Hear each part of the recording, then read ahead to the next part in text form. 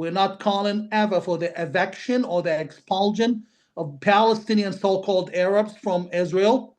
That would be ethnic cleansing, and Israel doesn't want to do that. But they can be Jordanian residents of Israel, not citizens.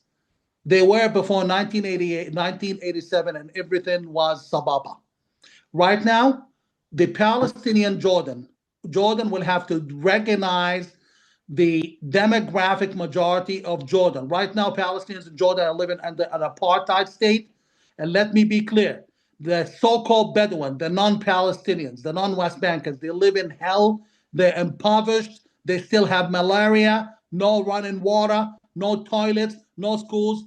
We are 10 light years better off than the native Bedouins in Jordan. Nonetheless, we're all suffering. We live under an apartheid regime. And the king himself, he said that right in the United Nations, right from his own podium at the Parliament of Jordan, that quote unquote, I will never allow naturalization. So we are citizens, but he's never going to allow us to become naturals in Jordan. This has to stop. Let me be clear here. We are not calling for the democratization in Jordan, because democracy in Jordan and elsewhere in the Middle East will mean Hamas will win. What we are calling for is a benevolent, authoritative regime until we have re-educated our population for 30 years. Then we can start having genuine democracy. But until then, we need a system by which people get their own money, not get to $670 million in one Swiss bank account for King of Jordan, like he was exposed in 2022, not get a property empire in Malibu for the King of Jordan while our people are starving.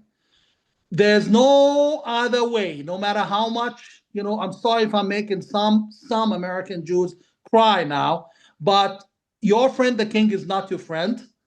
He's aligned, he's made his bed, he's made his bones with another entity. He's made his bones with another cabal. He's with China. He's on China's roll. We have either to stop him from that nonsense, and either way, let me finish on this note. I was in Israel last December, not this December, December last year, when Assad fell. Everyone was taken by surprise because nobody expected Assad to fall, and the policy was to prop up Assad or tolerate Assad for as long as possible as the best answer. Well, guess what? Assad is gone, and an Islamist took over because there was no plan B. Either you establish a plan B for Jordan, or you're going to have the Islamists taking over sooner and later. Let's not forget, the government and King of Jordan has propped up the Islamists so well that the king has implanted Islamists in his own office. I can give you the names. Implanted Islamists in the parliament, in the Royal Hashemite court, in the Jordanian intelligence, and in the army. Jordan is a powder keg. And let me quote an Israeli general friend of mine. He's a rabbi and a general, and he's a Cohen. I wouldn't say the full name. I think Tom knows who I'm talking about. He said in a meeting we had in Cyprus with Tom a few months ago, 7 months ago, he said that in the convictions of the Israeli army, and please correct me if I'm wrong, Tom, he said that the Jordanian borders at the moment are considered the most dangerous.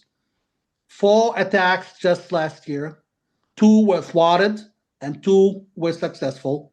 And in all 4, the perpetrators were Jordanian soldiers. One of them was an intelligence officer. It tells you who you're dealing with. I rest my case. Thank you, my friend. I love the fact that it's a real region.